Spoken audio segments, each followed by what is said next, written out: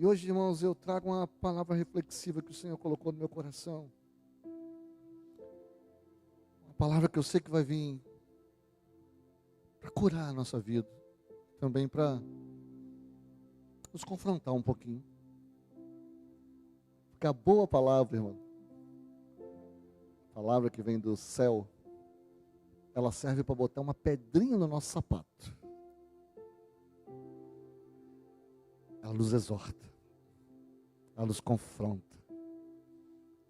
Mas a boa palavra que vem do céu, ela também vem para tirar a pedrinha que está no nosso sapato. Então ela nos consola. Ela nos cura. Mas tem uma terceira coisa que a boa palavra também faz. A boa palavra, ela fala para nós tirarmos o sapato. Porque a terra onde nós estamos é santo. Então não é nem com pedrinha, nem sem pedrinha, é sem sapato.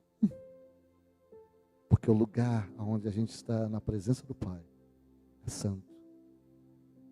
Isso é uma outra função da palavra, nos tirar do lugar onde nós estamos e nos levar para o lugar onde o Senhor deseja que nós estejamos. Nos dar uma visão de futuro. Nos mostrar o plano de Deus para a nossa vida, logo ali, virando a curva. Coisa que a gente ainda não sabe o que está acontecendo na estrada. Mas o nosso Deus já está lá.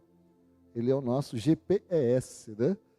É o mecanismo de posicionamento global do Espírito Santo, que já sabe tudo o que vai acontecer na nossa vida para frente. Então hoje, irmão, eu quero trazer para você uma palavra que vem do coração do Pai, porque tocou profundamente no meu coração. E nós vivemos numa era onde o cristianismo, irmão, ele frequentemente é apresentado como uma jornada terapêutica. Vocês sabem que eu sou psicólogo por formação profissional. E pastor por vocação, por chamado. Então eu brinco que eu sou um pastor metido a psicólogo. Ou um psicólogo que está na pele de pastor. Mas você já ouviu essas mensagens assim? Venha Jesus e sinta-se melhor. Venha Jesus e descubra o seu propósito. Venha Jesus e viva a sua melhor vida agora. Eu já falei isso aqui várias vezes. Mas quando nós olhamos as palavras do Senhor Jesus, irmãos, esse foi o confronto do Espírito Santo comigo. O que nós vemos é algo muito diferente. Lucas capítulo 9, no verso 23, Jesus fala uma coisa para todos os servos. Todos aqueles que se denominam filhos de Deus, seguidores da cruz. Jesus declara: se alguém quiser vir, ou se alguém quiser acompanhar-me, negue-se a si mesmo. Tome diariamente a sua cruz e siga-me. Jesus nunca disse: venha e sinta-se bem. Venha para o culto e saia daqui sorrindo. Venha para o culto e saia daqui esfuziante.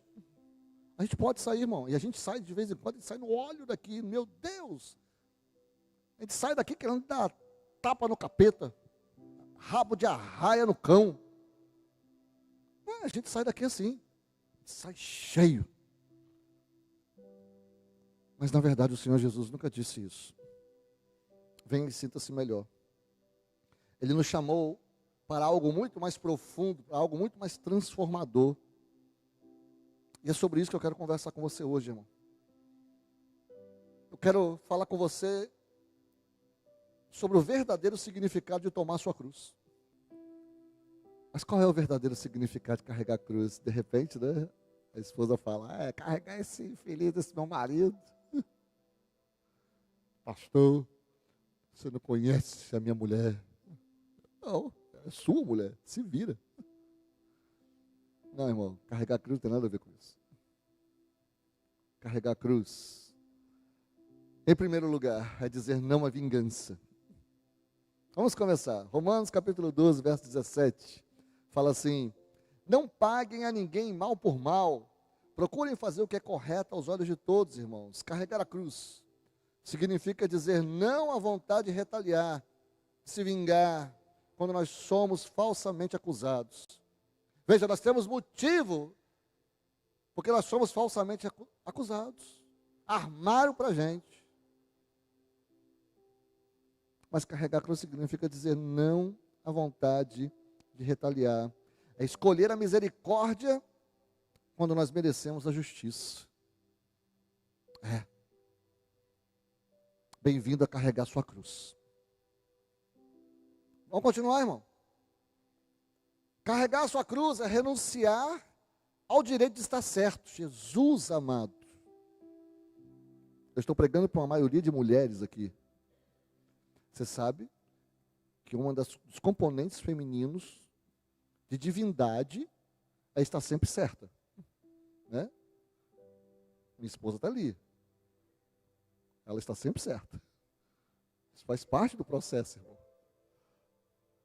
Mas carregar sua cruz é renunciar ao direito de estar sempre certo.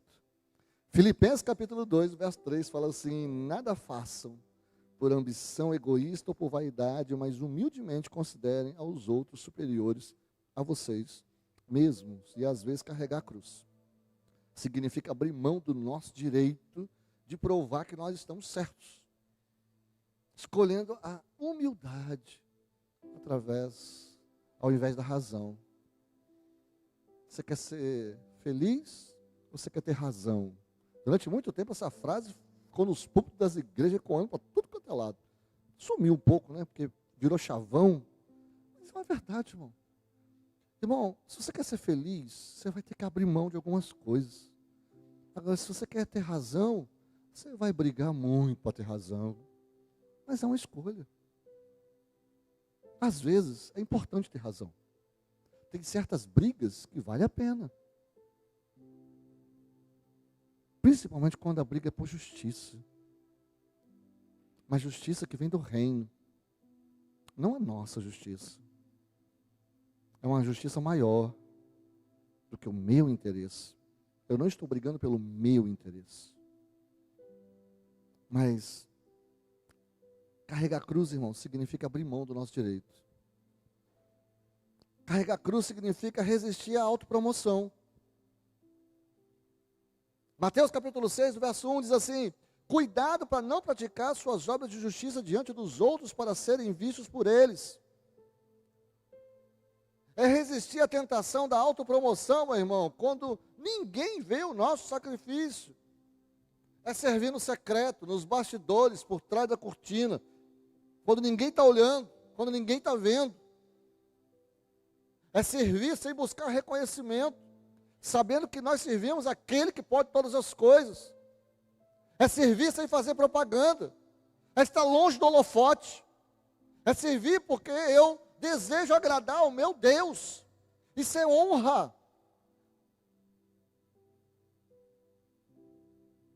Nós honramos ao nosso Senhor, irmãos, da mesma forma como os filhos honram os pais quando os pais não estão presentes. Se o filho obedece aquilo que o pai falou, a mãe falou, quando eles não estão presentes, esse filho está honrando o pai. Nós honramos ao nosso Senhor quando nós obedecemos ao Senhor e não nos autopromovemos. Nós estamos servindo ao Senhor. Muitas vezes nós fazemos as coisas esperando que alguém nos reconheça. E quando não somos reconhecidos, a gente faz biquinho, a gente faz beicinho, a gente vai embora, a gente diz: eu não quero mais brincar. Não, você não serve mais para mim, deixamos de ser amigo, estou de mal. A quem nós estamos servindo de fato, irmãos? Ao Senhor ou ao nosso ego?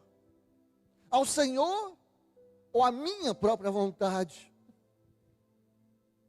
Carregar a cruz, irmãos, é resistir à atração, à tentação da autopromoção.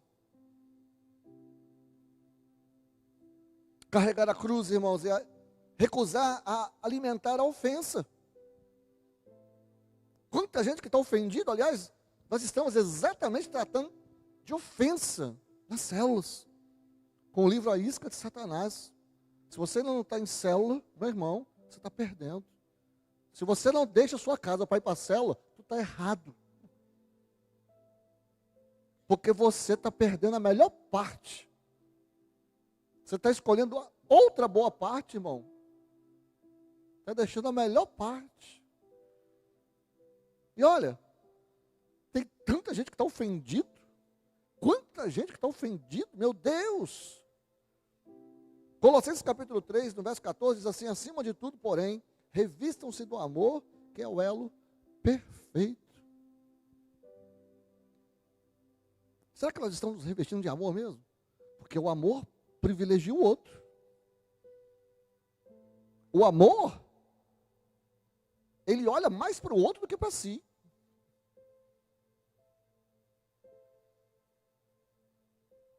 Irmãos, mesmo quando nós somos genuinamente injustiçados, nós devemos escolher não alimentar a ofensa, mas permitir que o amor de Cristo cure as nossas feridas. Isso é proteger o coração, isso é sabedoria. Estava atendendo um pastor esses dias. O coração dele estava ferido. E eu falei para ele: cara, como é que você está curando alguém se você está precisando de cura? E você não pode curar a si mesmo.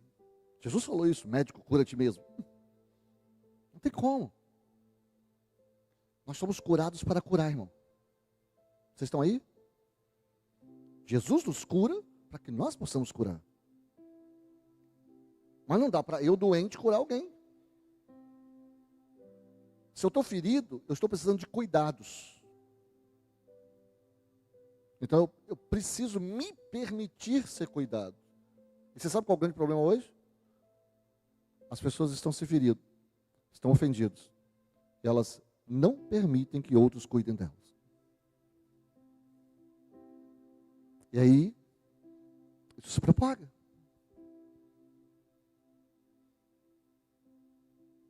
Nós precisamos permitir que o amor de Cristo cure as nossas feridas, irmãos. Tomar a sua cruz, irmãos, é viver rendido a Deus. Romanos capítulo 6, no verso 13, fala assim: apresentem-se a Deus como quem voltou da morte para a vida, e ofereçam os membros do seu corpo a Ele como instrumentos de justiça. Você tem oferecido o seu corpo ao Senhor? Ou será que você só tem oferecido o seu bagaço, o seu cansaço? Ou será que você só tem oferecido o seu pior ao Senhor? No seu pior momento, você diz que vai orar. No seu pior momento, você diz que vai ler a Bíblia. Quando você está com sono, quando você está cansado, quando você não está lembrando mais nada, aí você boceja, aí você oferece esse tempo para o Senhor e diz que está oferecendo o melhor.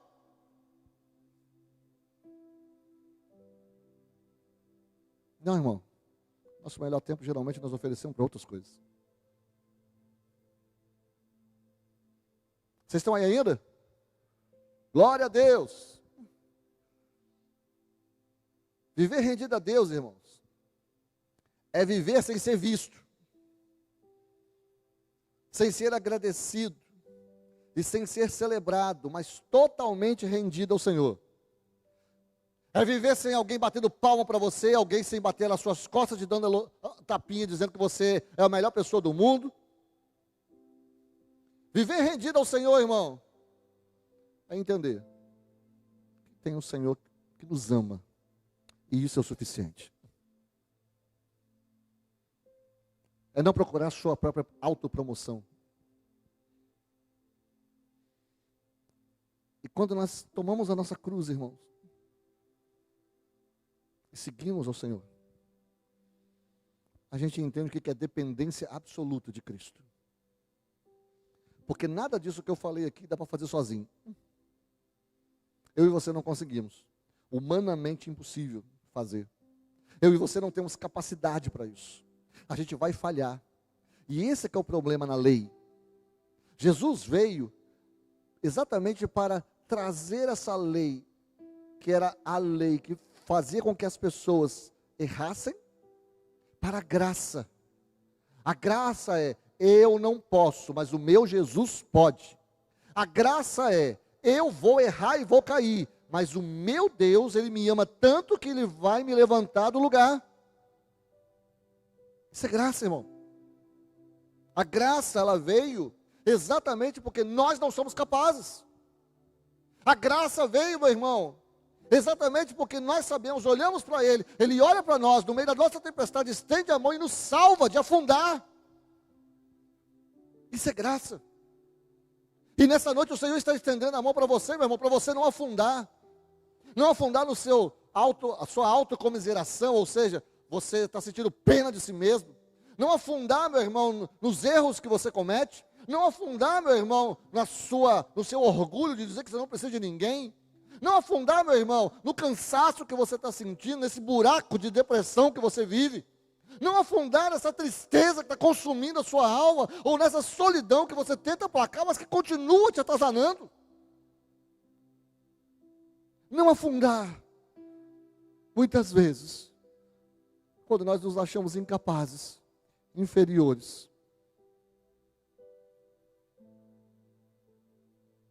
o Senhor está estendendo a mão para nós nessa noite. Porque de fato nós não podemos fazer nada sem Jesus, irmãos. Nós precisamos segui-lo pelo caminho todos os dias.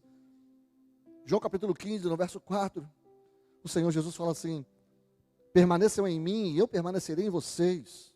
Nenhum ramo pode dar fruto por si mesmo, se não permanecer na videira. Você sabe por que a igreja hoje não está frutificando tanto, irmão? Porque as pessoas não estão permanecendo na videira. Eu estava conversando com a irmã Carol ali atrás, agora mesmo. E a gente fala assim: eu estou bem com Deus. Como você está bem com Deus, irmão? Você não está bem com os irmãos? Você não está bem consigo mesmo? Você não está bem com a igreja? Mas você está bem com Deus? Que mentira é essa? Isso é mentira do cão, irmão. Isso é mentira. Como que eu posso amar a Deus a quem não vejo, se eu não amo meu irmão a quem vejo? Isso é bíblico. João fala isso. Então, pessoas ferem, as pessoas curam. Tem pessoas que ferem, mas tem pessoas que curam. Eu vou falar de novo. Tem pessoas que ferem, mas tem pessoas que curam. Às vezes nós encontramos um monte de gente que fere. E porque nós somos feridos, nós evitamos justamente as pessoas que curam. E aí nós continuamos feridos. E quem fere é porque foi ferido. A única forma de quebrar esse ciclo, irmão, é permitindo ser curado por Cristo. Não tem como. É a única forma. É o único jeito. É se render ao Senhor. Se você não permanecer na videira, irmão, nenhum ramo pode dar fruto em si mesmo. Vocês também não podem dar fruto se não permanecerem em mim. Se nós não permanecermos no Senhor. E isso é tudo que Satanás tem feito nesses tempos. Fazendo com que eu e você não permaneçamos no Senhor. Nós estamos tão preocupados com o nosso trabalho. Nós estamos tão preocupados com nossos problemas. Nós estamos tão preocupados com as contas para pagar. Nós estamos tão preocupados com o que o governo está fazendo. Nós estamos tão preocupados com o que está acontecendo lá na Ucrânia. Nós estamos tão preocupados com o que está acontecendo, meu irmão, em tudo quanto é canto. Mas nós não estamos preocupados em seguir a Jesus. Que deveria ser a nossa maior preocupação. E quando eu falo preocupação aqui, não é no sentido pejorativo, é no sentido de priorizar. Então vamos mudar a palavra. Seguir Jesus deveria ser a nossa maior prioridade. Antes de qualquer outra coisa. Quando nós aceitamos ao Senhor Jesus, irmãos, a lógica é bem simples. Jesus Cristo entra nas nossas vidas. Nós começamos a acertar as coisas gradualmente no processo de santificação. Com o passar do tempo, irmão, as sementes espirituais de obediência frutificam em bênçãos tangíveis, em bênçãos que nós podemos tocar. As bênçãos, elas vão nascendo, elas vão gerando outros frutos, e eu vou tocando essas bênçãos, mas é com o passar do tempo, querido. Isso leva tempo, discipulado leva tempo. As coisas não vão acontecer da noite para o dia. 2 Coríntios capítulo 9, no verso 6, Paulo está falando a respeito de semeadura. Ele está falando a respeito de oferta mesmo. Ele está falando a respeito de provisão financeira para a igreja. Tinha uma igreja de Jerusalém que estava passando por dificuldade, eles estavam arrecadando uma oferta. E os irmãos de Corinto já tinham dado uma oferta, mas Paulo falou assim, cara, vocês podem dar mais. E aqui ele falou assim, ó, o que semeia pouco, pouco também ceifará. E o que semeia abundância, em abundância também ceifará. A colheita é resultado da semeadura, irmão. É simples, é uma lógica básica da fazenda. Se você semeia pouco, você vai colher pouco. Se você não semeia nada, você vai colher nada. Mas se você semeia muito, você vai colher muito. Essa é a lógica. A bênção é o resultado da obediência, irmão. E a prosperidade é o resultado da fidelidade. Se você quiser ter uma colheita mesmo no meio desse tempo difícil, trabalhoso e penoso, então semeie. Semeie no seu campo. Semeie no campo do Senhor. Se você quer ter bênção na sua vida, meu irmão, então você precisa obedecer ao Senhor. Se você quer ter prosperidade na sua vida, meu irmão, e prosperidade é saúde, prosperidade é paz, prosperidade é botar a cabeça no travesseiro e dormir, prosperidade é relacionamentos familiares saudáveis, prosperidade é você ter uma visão de futuro, prosperidade é você ter, meu irmão, algo poderoso dentro de você que faz você ficar feliz na presença do Pai. Você precisa ser fiel ao Senhor. Fiel. Fiel no seu pensamento, fiel na sua moral, fiel como você administra as finanças que você tem, fidelidade em todas as coisas, fiel naquilo que você fala, fiel no seu ciclo de amizades, fidelidade em tudo, irmão. E aí você vai ter prosperidade. Carregar sua cruz, irmão, não é um chamado para alguns. Carregar sua cruz é um chamado para todo discípulo. É um chamado para mim, é um chamado para você, para os discípulos que já vieram e para os discípulos que vão chegar. Aquele que quiser vir após mim, negue-se a si mesmo, tome a sua cruz e siga-me. Isso não mudou, isso não vai mudar. A gente precisa aprender, meu irmão, com o Senhor Jesus, a carregar a nossa cruz. E esse não é um chamado exclusivo para pastores, mas para todos os crentes. 1 Coríntios capítulo 12, no verso 4, irmão, diz assim, ora, há diversidade de dons, mas o Espírito é o mesmo. Então Deus confiou dons para mim, Deus confiou dons para você, meu irmão. São dons intencionais. Antes de você nascer, Deus olhou para você, projetou você e colocou dons dentro de você. Imagina você, a gente brinca, o vaso. Ó vaso! Tem o vaso e a vasa. Então assim, quando Deus fez o vaso ali, Deus encheu de dom e talento. E quando fez a vasa ali, encheu ela de dom e talento também. Deus encheu você, irmão. E isso é antes de você nascer. Então os dons e talentos que você tem não são aleatórios. Deus olhou com você, Ele planejou você, Ele sonhou com você, e Ele te encheu com esses dons e com esses talentos, exatamente para que você possa fazer a vontade dEle sobre a face da terra. Mateus 25, 14, 30, irmão, Deus conta a parábola dos talentos. E cada servo recebeu talento conforme a sua capacidade. Todos foram chamados para multiplicar o que receberam. Então, se você deseja ser fiel ao Senhor, meu irmão, eu quero dizer uma coisa para você: fidelidade não é você se manter ocupado. Tem um monte de gente que acha que fidelidade é fazer um monte de coisa, é se manter ocupado. Ah, pastor, se o dia tivesse 24 horas, 48 horas, perdão, eu não daria conta de fazer o que eu tenho que fazer. Você já ouviu isso? Você talvez já falou isso. Fidelidade não é se manter ocupado, irmão. Fidelidade é multiplicar aquilo que Ele te deu. E aí vem a minha pergunta, servos do Senhor: você tem multiplicado aquilo que está nas suas mãos?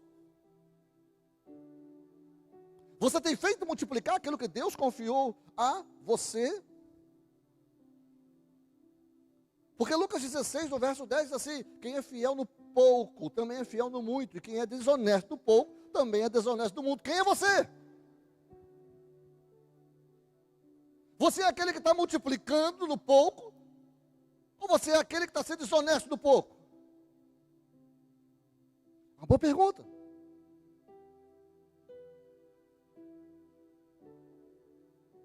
Deus colocou 12 talentos, recursos na sua mão. O que você está fazendo com esses recursos?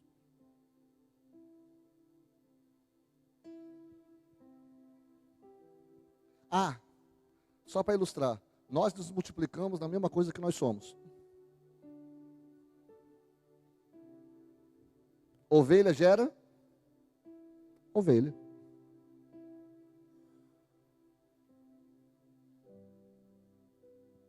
Um boi vai gerar outro boi.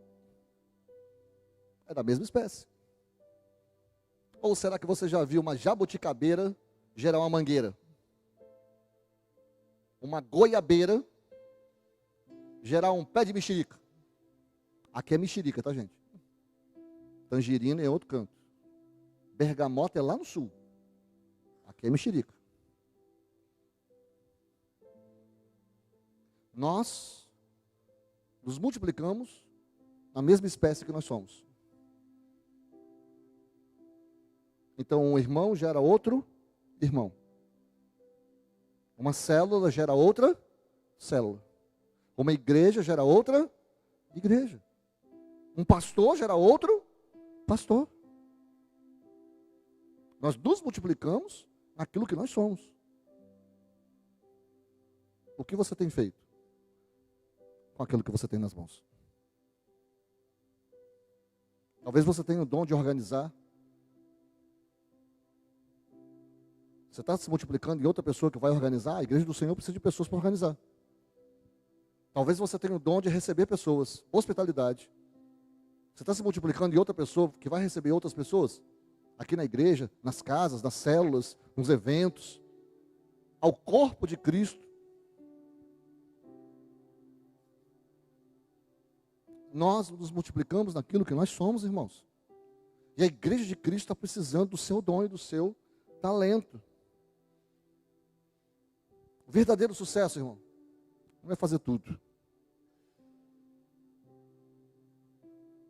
É fazer o que Deus pediu para você fazer. É aceitar o chamado de Deus para você. Aí você fala assim, mas meu chamado é tão pequeno. Irmão, você vai responder pelo chamado que Ele te deu. Deixa eu dar um exemplo aqui. Já que você está aqui.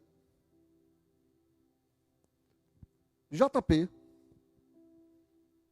filho do Cléristo. Mais bonito que o Cléristo.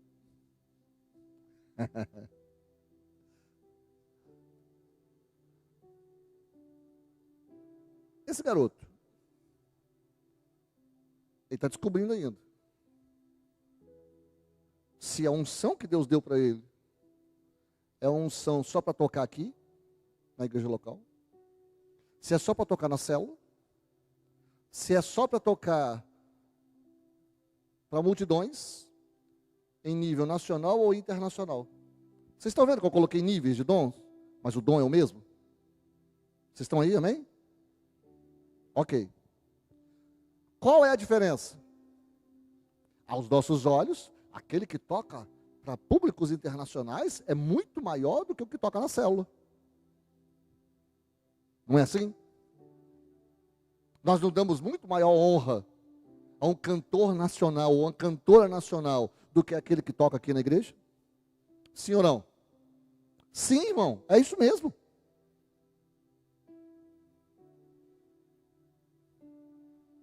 Para Deus não é assim, irmão. Para Deus é a mesma coisa. Eu falo isso para vocês que durante muito tempo, isso já faz tempo também que Deus curou no meu coração. Eu me sentia menos. Principalmente quando eu ia em grandes igrejas. E aí eu descobri que é igual eu. Só que eu tenho o meu chamado e ele tem o chamado dele. E nós vamos dar conta do chamado que cada um tem. eu não vou dar conta do chamado dele. E ele não vai dar conta do meu chamado. Cada um vai dar conta de si.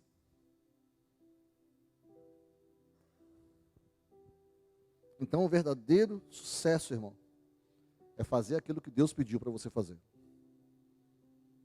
E se Deus colocou no seu coração para você servir, e se Deus colocou você numa igreja local, é porque você pertence a uma igreja local. E se Deus deu dons para você servir na igreja local, é para você servir na igreja local. Então sirva na igreja local. Porque Deus não vai cobrar de você outra coisa além de servir na igreja local. E Deus só vai promover você se você tiver um chamado maior do que a igreja local, se você passar pela etapa de servir na igreja local. A igreja local é a porta. É simples assim. Quando nós aceitamos o chamado de Deus, irmãos, nós recebemos a nossa identidade, nós recebemos o nosso propósito que vem do Pai, como Jesus disse a Pedro. E isso não é um evangelho coach. Isso é evangelho na veia, irmão. Mateus 16, 18. O Senhor Jesus faz uma pergunta para os seus discípulos. Eu estou muito preso desse texto. Esse texto, vai e volta, eu estou preso nesse momento. Mas eu não consigo sair desse texto. Acho que o Espírito Santo está falando muito comigo nisso. E Jesus pergunta, quem vocês dizem que eu sou? E Pedro responde, tu és o Cristo, Filho do Deus vivo. E toda vez que eu falo isso, eu lembro da Nívia Soares. E, gente, logo depois que Pedro declarou quem Deus era, Pedro recebeu de Deus quem ele era.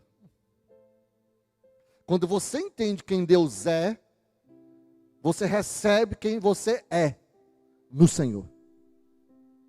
Quando você declara a grandeza de Deus, Deus declara a grandeza dele em nós. A identidade dele em nós. Quem nós somos desde a eternidade. Então Mateus 16, 18 fala assim, e eu digo que você é Pedro, e sobre esta pedra edificarei a minha igreja, e as portas do inferno, do Hades, não poderão vencê-la. Olha aí. O Senhor está falando o seguinte,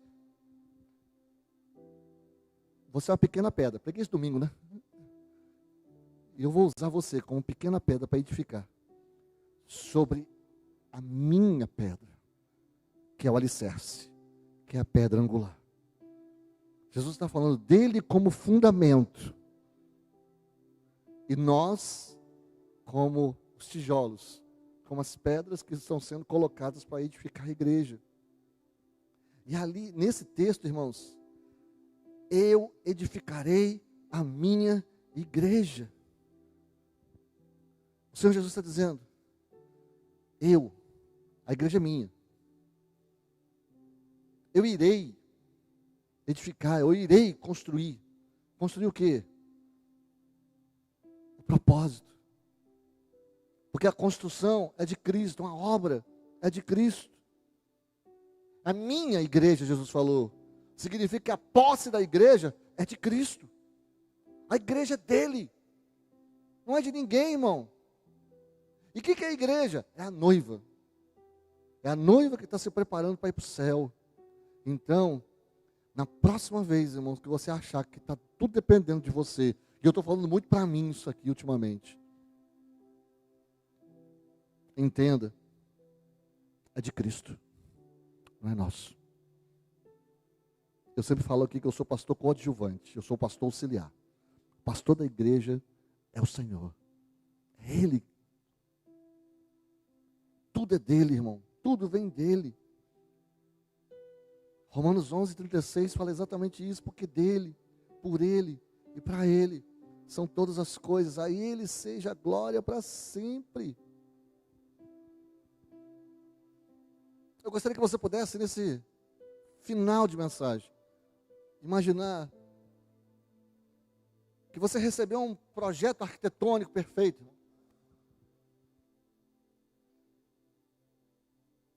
E que você é um construtor. E você recebeu esse projeto, você está olhando esse projeto.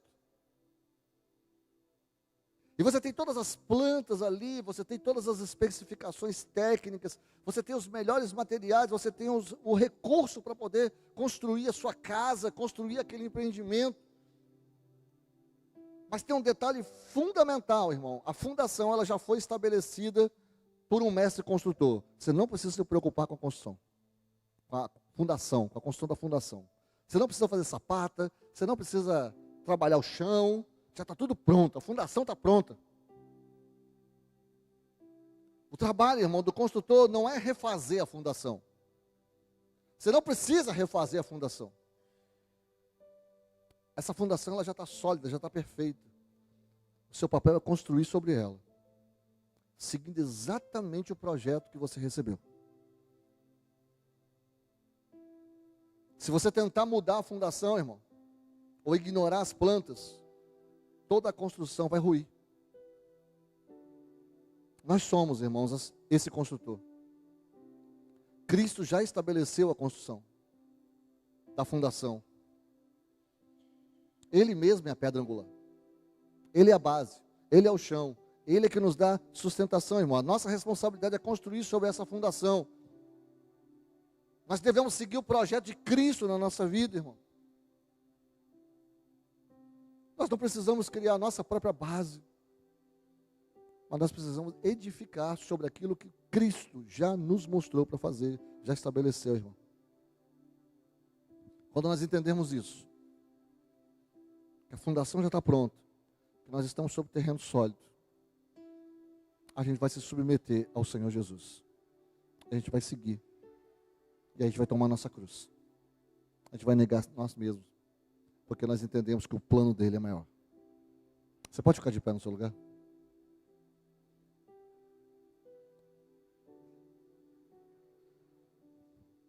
Eu não sei se você já falou, quem é mãe, quem é pai aqui, já falou isso para o seu filho.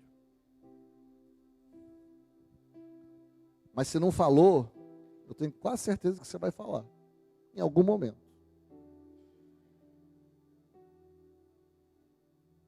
Quando o filho acha que sabe o que está fazendo, pede para fazer alguma coisa, aí você fala assim: papai sabe o que é melhor para você.